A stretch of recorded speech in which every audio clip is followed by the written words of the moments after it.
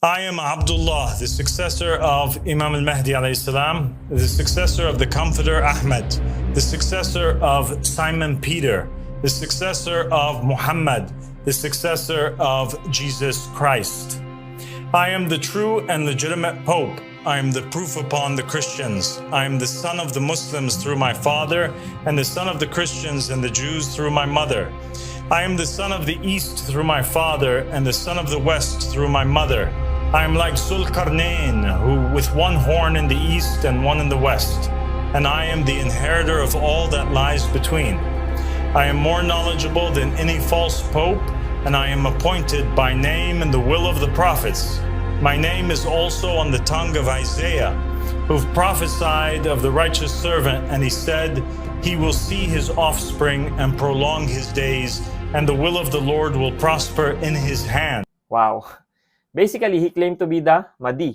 Ang Mahdi po sa Islam ay ito yung kanilang Islamic Messiah, the Savior, nalilitaw sa end times para mag-restore ng justice. And we know in the Bible that there's only one Messiah, that's Jesus Christ. Also, ito pa, he claimed to be the successor of Apostle Peter.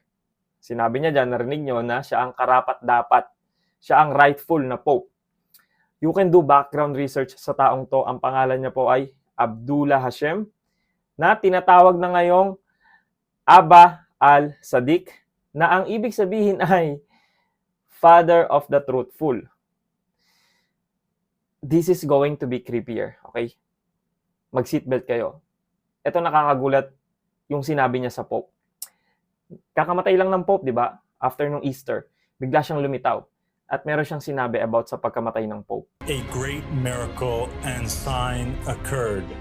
A sign no less great than the earth swallowing Korah. The earth swallowed the false Pope. He was killed by the mere breath of the believers chanting, Labbaik ya Abba Sadiq.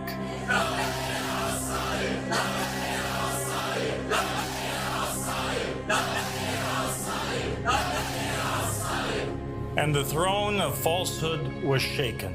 Tinawag niyang great miracle ang pagkamatay ng Pope. A great miracle and sign occurred. At kiniklaim niya na ang pagkamatay ni Pope Francis ay dahil sa prayers at chants ng kanyang mga followers. Sabi niya doon, the earth swallowed the false Pope. Wow! At ito pa, may mensahe siya para sa lahat ng Christians. Makinig kayo. Now, O Christians in the East and the West, hear me and obey. I am a messenger sent to you from Jesus Christ, alayhi salam.